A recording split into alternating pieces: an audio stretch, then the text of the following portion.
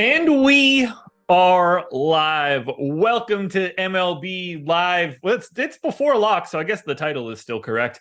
I am Josh Engleman. I am joined by Matt Belman. We are breaking down tonight's 3-game MLB slate, which also locks tonight at 9:38 p.m. So you don't have to get your lineups in by the end of this show. You don't even have to get them in for the kickoff of the first Monday Night Football game. You'll have more than an hour after that. But first, hit that like button if you haven't done it already. Subscribe to the channel. Hit the notification bell so you know when everything goes live. Follow me on Twitter at Josh Engleman. Follow Matt on Twitter as well. What's going on, man? 3-game slate. This is a slate. This is certainly a slate. Yeah, I can't remember. I don't know. It must be the first time there's been a baseball and football slate where the baseball slate starts after the football slate. Only 3 games with Monday Night Football all on the West Coast. If you're playing and watching this video, you are a MLB DFS truther, so I applaud you. Yeah, to the 43 degenerates that are here watching a baseball show right now, thank you. I assume like 5 or 6 of you probably showed up thinking this was an NFL show. Couple bots. There's some porn bots here. Some people that work for the company. Yeah. We'll get like Steven Leibowitz, Malachar, people that are here no matter what, they'll be here. That's so funny. Bug Boy. As long as Brandon Katz isn't here, we'll be fine. I broke this slate down earlier today on the MLB strategy show. I hope you guys checked it out. Based on the original viewership of that video, you certainly didn't. But we'll break it down again today because there hasn't been a single thing that's changed since I did that show earlier today. Every lineup is still not out. We've made no progress there. So everything I said earlier today is probably going to carry forward, but we will find out right now. We're going to talk pitchers to start.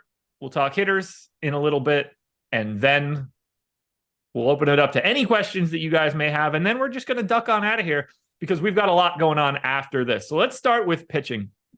And honestly, it's a pretty ridiculous slate for pitching.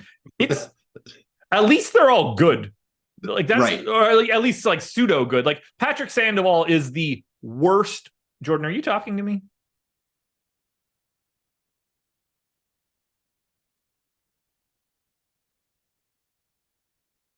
I have no idea, buddy. No clue. I mean, it's live on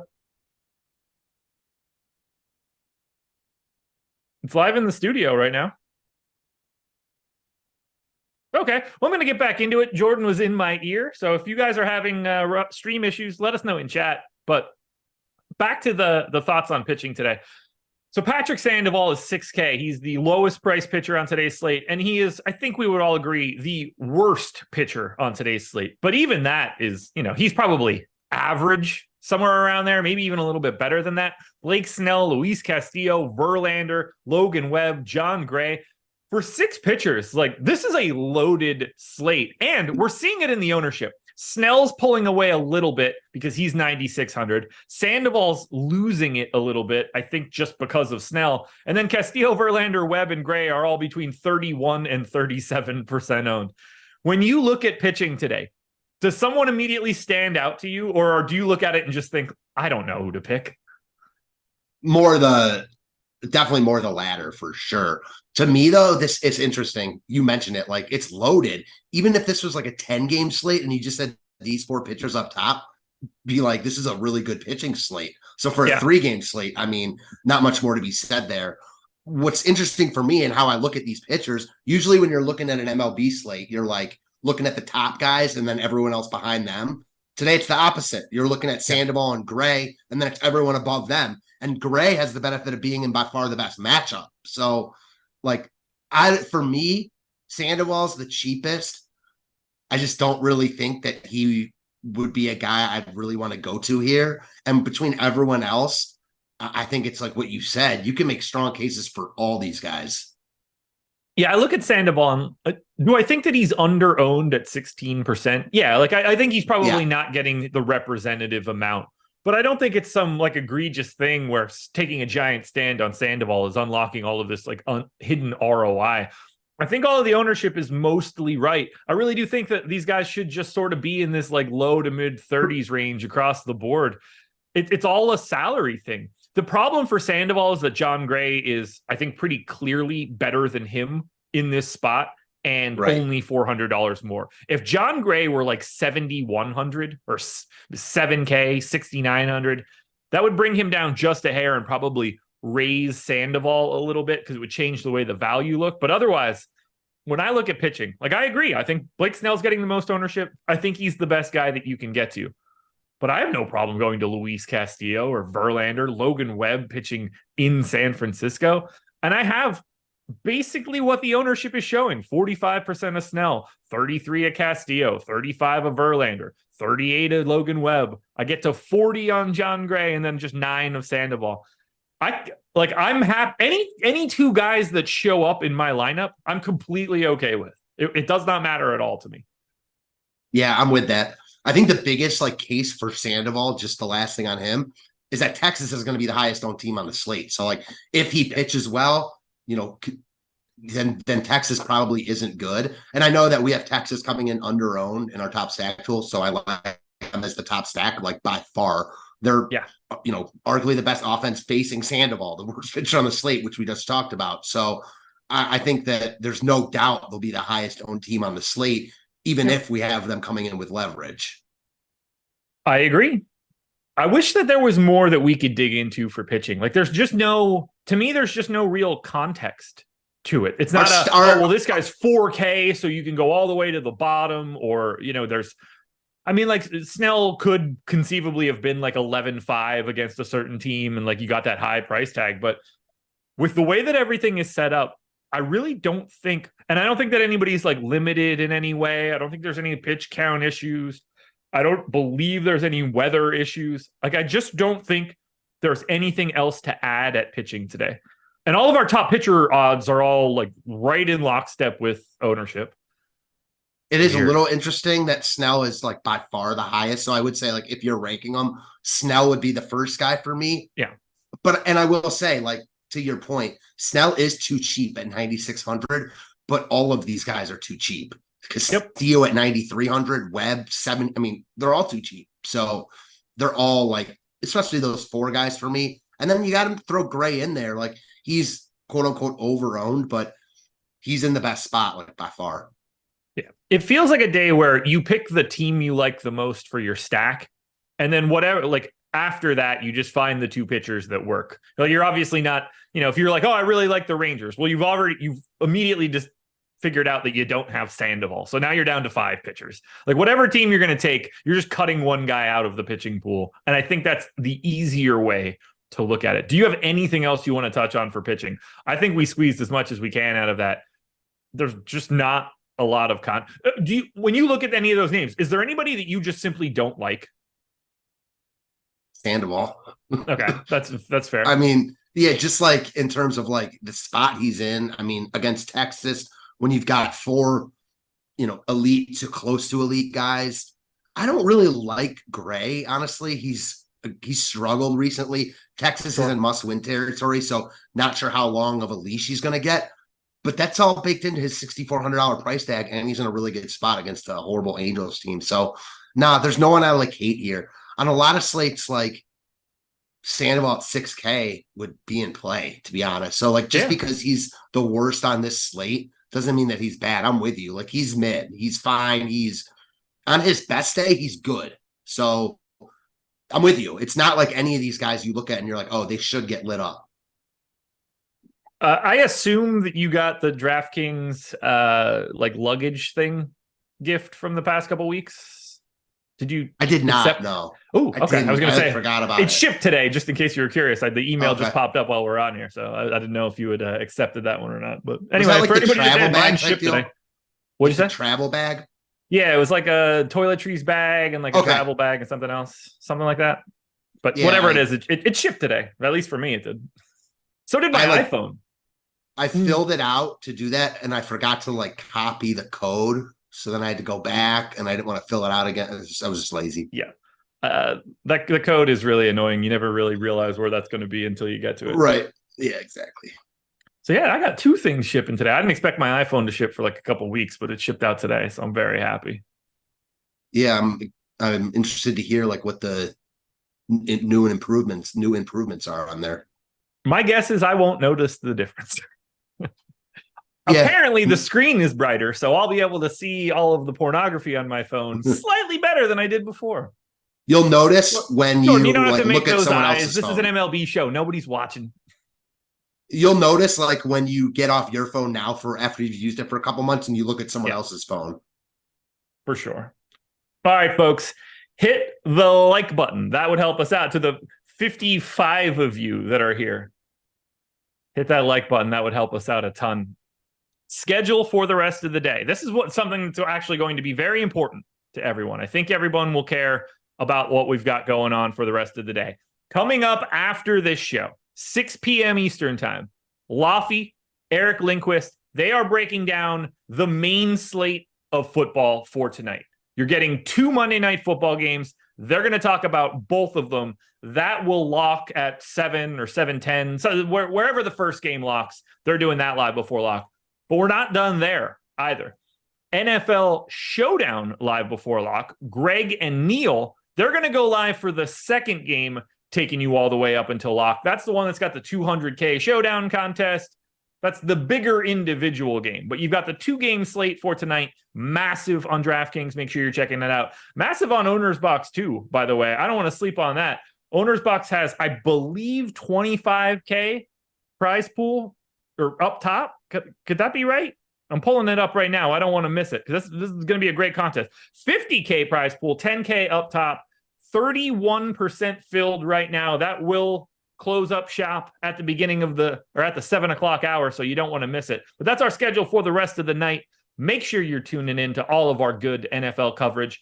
If you're interested in the first game showdown, you're playing DraftKings, for the 60 of you that are listening to this, I dropped my own showdown video on our Stochastic NFL handle. Go watch that. All right, we can talk some hitting now. At least we can have some like actual conversations about hitting in comparison to where we were for pitching. You mentioned that the Rangers were the team that you had your eye on. I have no disagreements here. They're first in top stack. They're first in my top stack. They are first in ownership at 23%, but I have no problem even getting above that number. This is, I'll caveat here, guys. I'm not actually playing this MLB slate. I don't think anybody's surprised. I prepped it like I was, but I'm playing NFL tonight. I will be hopefully not paying attention to baseball at 9:30. I ran everything as if lock were in 2 minutes, I could enter my 150 lineups here the exact same way I normally would. I have 67 Ranger stacks, 35% of them, in fact. This is the team I want the most. They're like the only team here that actually looks good. The Padres, Astros, Mariners, and Giants are all facing good pitchers. The Angels are facing John Gray. John Gray's not awful, and the Angels are not good. Texas, to me, like, I don't even understand how they're only projected to be 23% owned. Like, they're by far and away the top offense on the board. I mean, I think every other spot is like just to get different from Texas in tournaments, personally. I don't have anything to add there. Like, this is just the team that I want pretty clearly. I think Marcus Semien in the leadoff spot might be my favorite play of anybody today, just because you're checking off second base against the lefty in Sandoval. I think every piece of that fits. Sandoval is only really good at like totally neutralizing lefties. Corey Seager is good enough that I don't care for that one. Nate Lowe is the only other lefty that I'm expecting to be in the lineup. So Sandoval's going to see a sea of righties. I have every single person in the Texas lineup in at least 20% of my builds, upwards of 50% of Marcus Semien. I like this team a ton this morning. Nothing has changed throughout the day to make me go a different direction. But I will say this, I am not all that far behind with the opposite side of this game. Angels are flip-flopped for Texas. They are the best value team you can get to. They're second in ownership, but I still want to get here as well.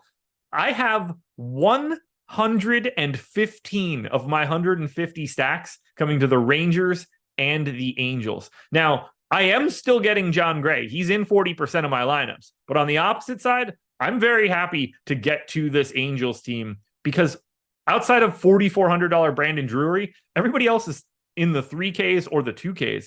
This game is everything I want. Yeah, I don't have any problem with that at all. I mean, I think Gray is right there. I think you can make a case that Sandoval's better than Gray. Gray's just in a much better spot, like against an Angels lineup that's not good. So I see both sides of that. Texas's bullpen isn't good. Another just point in Texas's or feather in Texas's cap. They're the road team here, like guaranteed 9 ABs. I'm with you though. These offenses look like the two best on the board. I know the Angels are only like slightly ahead of the other teams in top stack percentage, but I don't even think it's that close. I think it's Texas, big drop off, Angels, drop off everyone else. We just got the Angels lineup. Chenul, Neto, Drury, Moustakas, Ohapi, Grichuk, Adele, Walsh, Stefanik. So I had let's see. I had Brett Phillips in for Grichuk in this scenario. So wouldn't be a big change. Top five are the same that I had in before. So nothing is going to change in this regard. I think the Angels still look really good. I'm with you. I mean, the lineup is basically as expected. Yep. It's not a good lineup, but no. At least they have guys like that can hit home runs when they make contact, I guess. Yeah, look, a $3,400 Nolan Chenul in the leadoff spot is really nice on a 3-game slate. Lefty righty on John Gray in a park that plays up power. 3,400. Like, there's only so many first basemen you could roster on a 3-game slate. That stands out as a guy that's going to see a lot of plate appearances. So I certainly like the Angels there. Do you have anything else you want to touch on for Texas or for the Angels side of this one? No, I would just say for Texas, because it's such a small slate. Like, I certainly wouldn't be hesitant to play like the bottom half of the lineup, especially because, like we said, they're on the road, guaranteed that ninth AB. If anything, like if they really roll here and they do a little bit of pinch hitting, they're not pinch hitting those bottom guys. So in some worlds, those guys get the same amount of at bats or one more at bat than the top guys. Like, not often, but it can happen. Sure. All right, let's see. And Malakar, by the way, it's crystal clear for me when I check it. So not really what you wanted to hear, I'm sure, but it is crystal clear. We'll touch on the other games too. Mariners and Astros. It's Luis Castillo and Verlander on the hill for this one. Mariners are 15% owned. That's around fourth. Astros are in the 12-ish% range. I don't have a ton of either one of these teams. I'm getting to more Seattle than I am Houston, which is actually a little bit surprising to me. No, I'm just kidding. Obviously, you would rather have Seattle against Verlander than the Astros against Luis Castillo. Man, this slate is hard. Like, when you look at Seattle and Houston with Castillo and Verlander, where do you begin? Because every piece of this game is like fully viable, like everything else is. Yeah, you don't really, because like you just said, it's all so similar. It's just all one big like mush, because both Verlander and Castillo are very good. Houston's obviously a really good offense. Seattle has a ton of power. They're good too. So, you know, the case that you make for any side of this game is that it's baseball. Anything can happen and you just go with it. But there's nothing I can say here right now that, you know, makes me want to stack Houston against Castillo or Seattle against Verlander. It is only a 3-game slate. So you have ownership, you know, considerations, sure, but that's like the only thing. There's nothing here that stands out as like, oh, you know, I really want to go out of my way to stack against Castillo or Verlander. It's just not the case. Think all four pieces, Castillo, the Mariners bats, Verlander, the Astros bats, are as equal as anything I've ever seen. Yeah. Because the Mariners aren't as good as the Astros, but they get to face Verlander instead of Castillo. Mm-hmm. So immediately, like, everything just comes to equilibrium for these two teams. Castillo has big time problems with lefty power. The only lefties in the projected lineup for the Astros are Alvarez and Tucker. And I expect those guys to hit a home run against anybody they face. Like, whether he gives up power to lefties or not, those guys have power that is different than most people's power. So like, this isn't an average situation, but after that, it's a bunch of righties, and Castillo doesn't really struggle with righties. So I like that spot for Castillo, but if Altuve walks, very easy for Alvarez to just put one on the moon, and all of a sudden, like, Luis Castillo is in trouble, because now he has to beat Verlander, Snell, and Webb to become very interesting. These guys, these top four guys, and especially Verlander, Castillo, and Snell, they're doing a lot of just competing against each other first and foremost, before we talk about just how good they need to be. The moment any one of those guys has a little bit of a problem, they get in the back of the line quick. because it won't take much for somebody. If Castillo just beats Verlander or if Verlander beats Castillo by a point, like that's actually kind of big given the slate for today. Yeah, definitely like kind of big. I mean, a point, who knows, but it sure could be big. I mean, Yeah. That's no doubt about that. It's like one of those things. I know you and Adam talk about these games a lot where like everything is really good, right? So on like a 10 or 15 game slate, none of this would be getting ownership because you wouldn't want to play Castillo against Houston. You wouldn't want to play Houston against Castillo. But because it's such a condensed slate, it's all getting the ownership. So it's like the opposite problem. Like it's getting the ownership just because the ownership has to go somewhere. But I'm not going to sit here and say like I really have a strong take on any one of the sides. I feel the same way. Mariners lineup came out as well. Crawford, Rodriguez, Raleigh, Hernandez, Kelenic, Suarez, France, Canzone, and Rojas. So the exact lineup that I thought was in here. I had 10% of the Mariners, so I was a bit under the field, 15 stacks. I only had 2 Astros stacks. This was one of my bigger fades in terms of hitting, but still getting to 10% of all of the guys that matter. This is the game that I would be least on for the hitting. But I will be honest, even with a park 86 park factor, like this is a park that also limits runs. This is a low run total. If I were going to get to if I were going to get to anything here, I would want to get to the bats from both sides. I think this would be especially from the Astros. I know they're expensive, but I wouldn't mind having the Astros. Yeah, I wouldn't mind having the Astros today. Just like thinking about it, just betting on talent. I like it. Because you talked about with Altuve, like say he draws a walk, just expanding on that. Like that might or might not happen. But Astros are a team that they, are very patient. They could work up Castillo a little bit. They're guaranteed 9 at-bats here. Like not inconceivable to see Houston like busting out late or just even hitting Castillo because it's Houston. I actually think, and I'm not going to be surprised if Texas's overall ownership or actual ownership is higher than our projected and Houston's is lowered. It's really, really hard to get to Houston with the expensive pitching on this slate, and they're not in a good spot. No, they are dead last in value, somewhere in that like 5-6% range.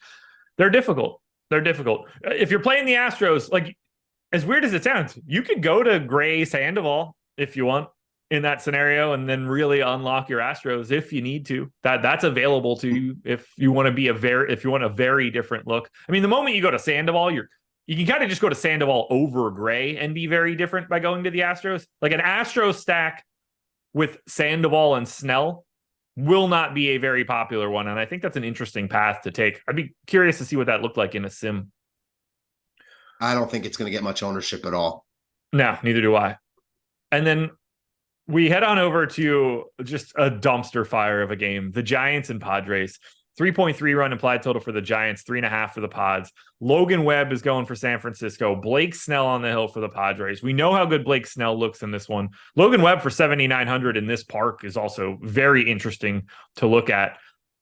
But we got to talk about like the biggest thing to talk about in this game is the fact that the Giants are facing a lefty, and we know exactly what's going to happen here. The moment Blake Snell leaves this game, we're going to lose a bunch of these Giants on a 3-game slate. In particular, Austin Slater is just simply not going to be out there any longer. I don't know if that was Thursday or Friday, whenever that was where they last faced their lefty.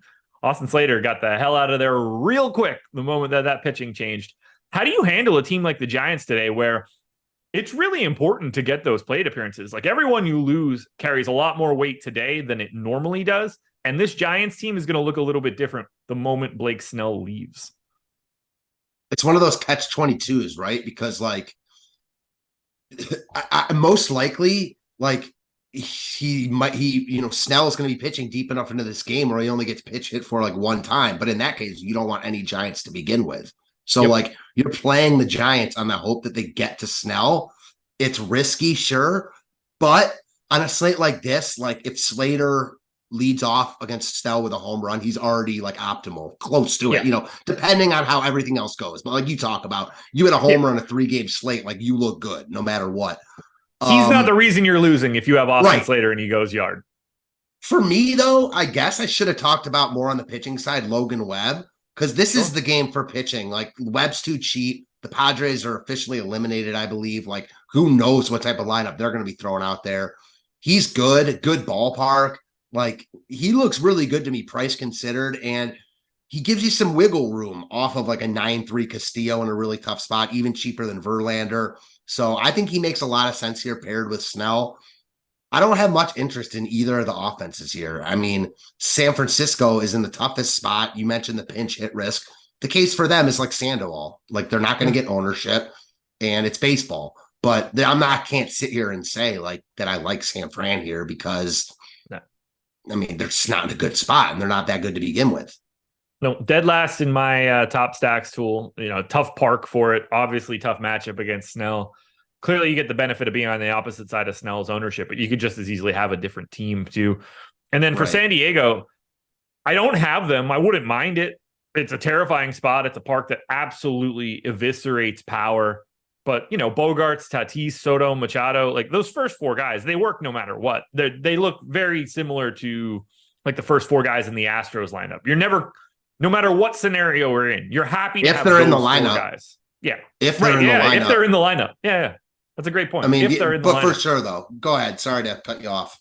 No, you're good. Yeah, it's just when you have those four guys on a 3-game slate, I would never be like, yo, you guys shouldn't play the Padres today or whatever. Like those guys, you can bet on talent all the time. Should you? I don't know. I think they're all about properly owned. I just think that Angels-Rangers game just stands out as such a... I mean, we're talking about a game total in San Francisco of... I have it at 6.8, Mariners-Astros at 7.3, and then Angels-Rangers at 9.1. It's like over a full run better than the other two games. So I get why I'm getting much more there.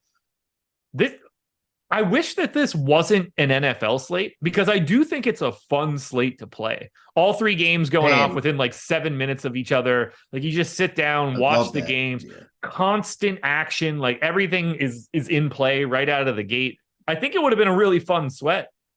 It's a game. These 3 games are going to go off an hour and a half into the second Monday night football game. And it's just like, okay, well, that's going to go out without a whimper. Like we're still not even, breaks my heart. We're not even at 100 people yet. 98.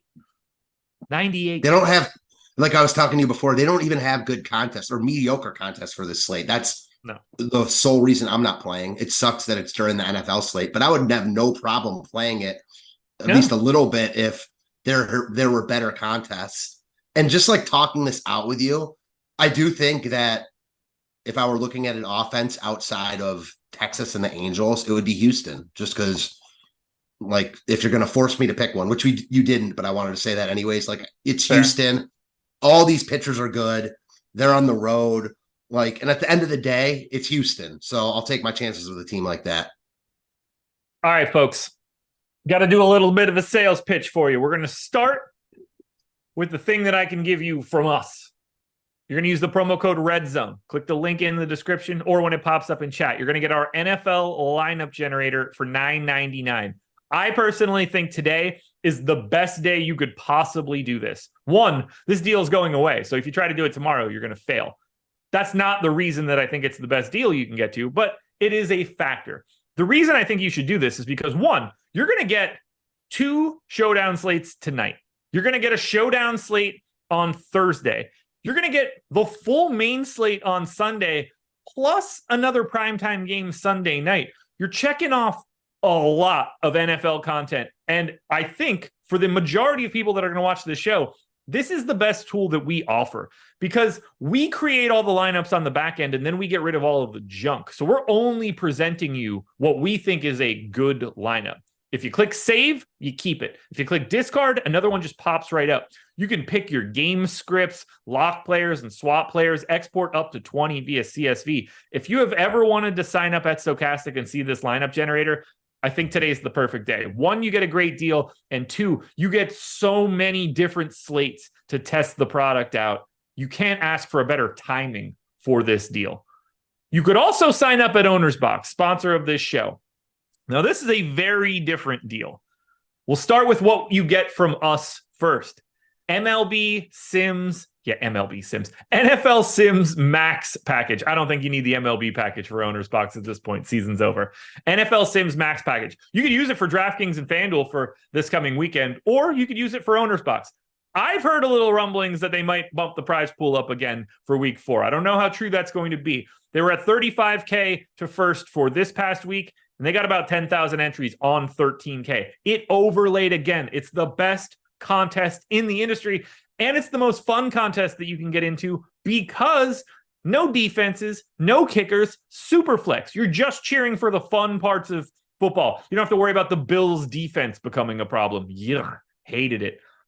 That's what you get from us. You can also get up to $500 from Owner's Box in 100% match deposit bonus. Now, you get it in Owner's Box, but you unlock it as you play. I've cut out half of it already. We're only through week 3 in the NFL. Whether you want the lineup generator or you want the deal with Owner's Box and our Sims, you should sign up right now, folks. These deals aren't going to last forever. Owner's Box also, like I said, 50K prize pool today, 10K to first, 34% filled. Probably want to get into that one too.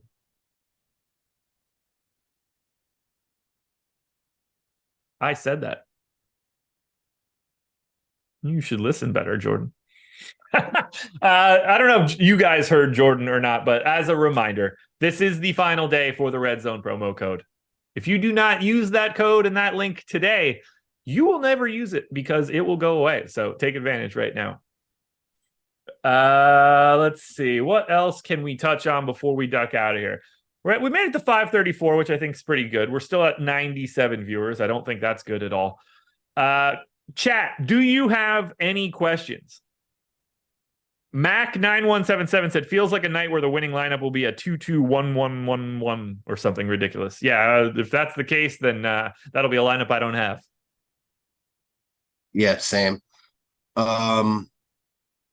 Man, have you been following the like Damian Lillard to potential Toronto rumors? Not in depth today. What has changed? Nothing has changed, really. I just saw a tweet and it made me laugh. Blazers eyeing OG dick pics for Dame.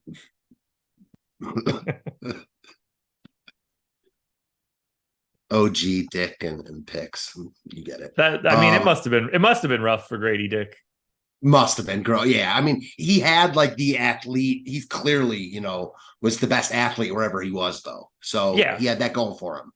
Yeah, but he must have heard it from every opposing school. Sure.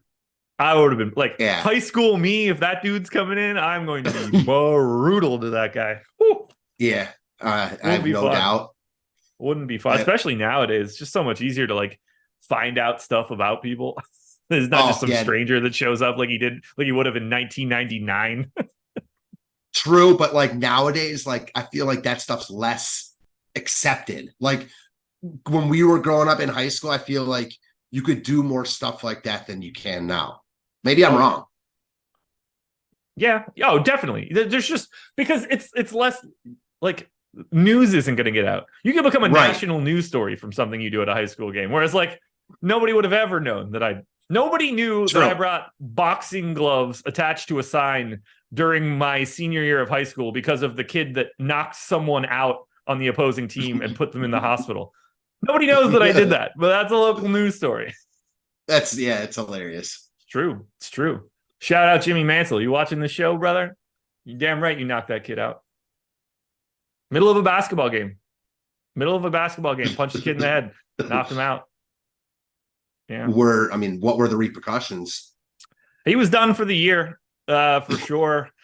Probably had to do some community service and stuff. I don't totally remember like how it ended up going.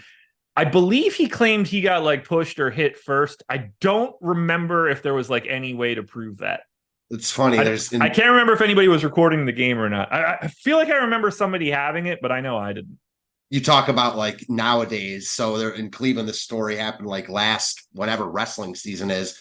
High school kid loses, like goes to shake the kid's hand, pulls back and just clocks him in the face.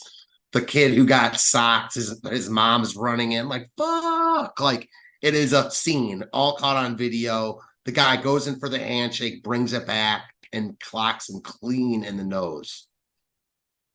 All right. He was 17 at the time. So I think that helped him. I would have said he was 18 for sure, but 17 at the time, pled guilty to simple assault and harassment.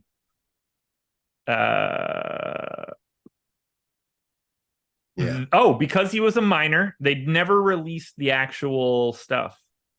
Like the footage or the crime, actual punishment. Yeah. That's a shame. You saw it? So oddly enough, no. Oh, So that hurts the story a little bit.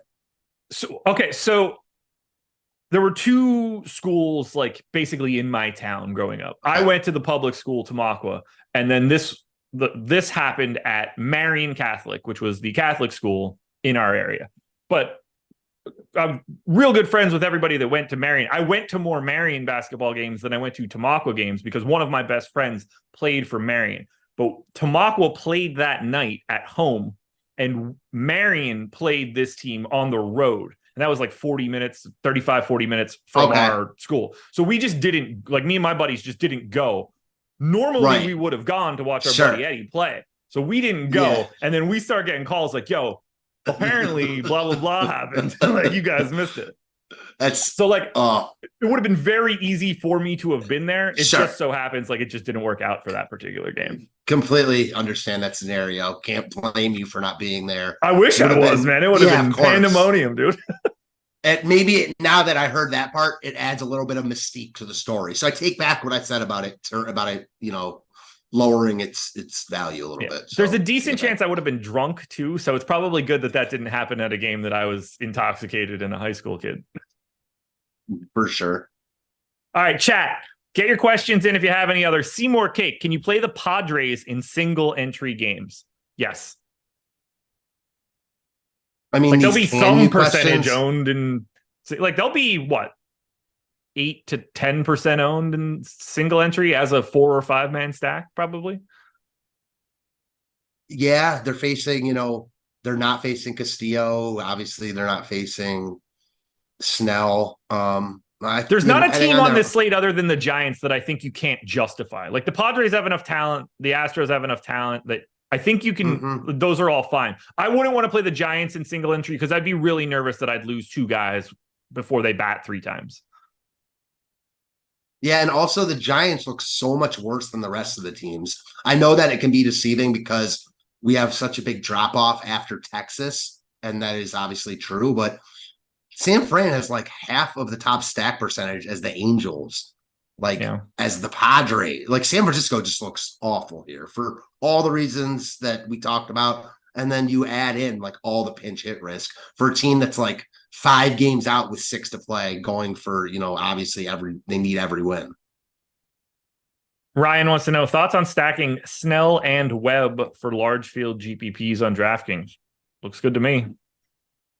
I never why large field, small GPPs, cash games. I think that's like a great pitching pairing tonight. I never care about using pitchers from the same game. I think there's added benefits that, are there sometimes that the win factor is just so rare anyways. I don't even think about that. Yeah, I have no qualms with it whatsoever. I'm sure I have a ton of lineups. Well, maybe not a ton, but I certainly have multiple versions of that in my 150. Wait, we got up to 110. Reminder, guys, NFL Live Before Lock starting at 6 p.m. They're going 2+ hours, or at least at a minimum 2 hours. And it's one big stream. One big stream. You don't have to leave in the middle. You just stick around, stay there, hang out, and listen to these guys talk football for the next 2+ hours. There's not much better than that. Mac wants to know, how many hitters against pitcher would you play on this slate? I have it set for 1. I wouldn't want to. Yeah, I wouldn't want to. I don't care if I have 1, but I wouldn't go out of my way for 1 either, because people always ask, I know you this a lot, it's a small slate. Do you still stack? Yeah, if one of these teams scores a bunch of runs, they're the team you're going to need. Yeah. So nothing's changed for that. Yeah, you can add a pitcher in against your hitter or vice versa. Sorry, you get it. But it's not something I'm actively looking to do by any means. My recommendation always is to build your lineup without it. Sure. And see if you can do that. If you find out that you can't, you're like, oh, I'm $400 short. But if I use this one guy against my guy, then you're good. Yeah, then that works. But if you could just build it without it, then just build it without it. Right. There's also so you should have enough options. For sure. Who the hitter is, how expensive they are, a leadoff hitter that too. Right. It's different from playing 150 max in a 10,000 contest, or if this is 1,000 person single entry, you probably don't need to do it as much as you do in a 150 max. In 150 max, you're going to do it inevitably. Right. And I'll just say this about like a 150 max. If I'm making 150 lineups and using the simulator and all that to build my lineups, I'm certainly not like changing them to bad hitters against my pitcher or take them out. So like it is what it is at that point. 45 minutes, man. I think we did a hell of a job. Yeah, I do too. One quick question before we go. I know you're not like a big watch NFL guy. Do you watch highlights at all or anything? I watched the first 3 hours of Red Zone each Sunday. You did? Did you see the Watson to Cooper like touchdown that the guy said that he was ruled out of bounds? No. Browns. So it was like I don't even remember who the Browns played yesterday. The Browns just rolled. They played Tennessee. There was like not much on the Red Zone because Tennessee was awful. Was that a 1 o'clock game or a 4 o'clock game? Yeah, 1 o'clock game. Dude, I don't even remember seeing a highlight. So I want to get your take on this because just your opinion. So Watson to Cooper down the sideline. Ref says Cooper stepped. First, the ref calls that Cooper was out of bounds first, and then you know what I'm talking about. How does that happen? How does that happen? I'm just asking how does that happen, and what's your take on it? Like, is that just one of those where like, oh, the stuff like that happens? Like that is inexcusable in today's NFL. Agreed or is this the play? It ended up being like he would have got like 30 more yards. Yeah.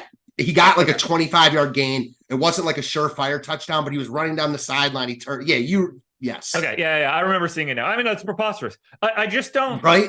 Like, it's just another one of those things where now we have enough technology where we can give them some chunk of that yards and be correct. Like, I don't care if he gets all the way to like wherever you tackled him and you're just like, well, those some guys stopped playing. Like, even if that whistle doesn't blow, he's getting 15, 20 more yards pretty easily through that play. I think at some point in time in these games, we just have to be like, yeah, we're tacking this on. Like, we fucked that up. It's right there. Everyone can see it immediately. And you can just like wash your hands of it very quickly. Like if they say he steps out at 35 and then ultimately gets tackled at the other 25, it's just like, okay, give it to him at the other 35 or something. Like, you don't give him every bit of it, but it's certainly way more Browns than anything else. There's like a logic that happens in like pickup's not the right way to describe it, but like if you just were playing this game with your friends, like everybody would just come to the same sort of like give and take understanding. Quick negotiation, we figure out where it's going to be, and then you just move forward. So I hate it. It's ridiculous for me, and I know this is what the Browns head coach Stefanski was saying to the ref, like, just let him play. Let him play. If he doesn't blow the whistle and he somehow was out of bounds, they review that and they go back and he's out of bounds. If he just doesn't blow his whistle, I mean, the guy's standing right there. Like, I understand they're humans, mistakes happen. Yeah. How do you miss a call like that? You're right on the sidelines. Like, he wasn't even close. I don't know. Like, obviously I'm a Browns fan. I'm biased, but how does that shit happen? No, I hate it. I'm with you. I hate obvious errors like that and not doing something to just correct it quickly. You want to know what it is? And this is a problem like with America. People always say, like, as a reason for doing something, oh, this is the way we've always done it. That doesn't mean it's good. Like, umpires in baseball, I'm big on robo-umps. I don't know about you. Get it in there right now. Why would you not? Like, it makes no... I can't. Yeah, it's... People that say it's the way that we've done it or definitely don't go back and think about the things that we used to do. Right, exactly. I mean, amen to that. How much you trying to bring back, brother? I mean, on that note, MLB Live Before Lock has come to an end. I would like to not get myself in trouble. The only saving grace here is that no one would hear it anyway. Thank you guys for being here. Sign up at Owner's Box. Sign up using the promo code REDZONE. NFL Live Before Lock, 2 full hours of coverage coming up at the top of the hour, 6 p.m. You're getting Laffy, Eric, Greg, Neil. Everything you could possibly want for the next 2 hours on the NFL side is coming up. So good luck, everybody. We'll talk to you later.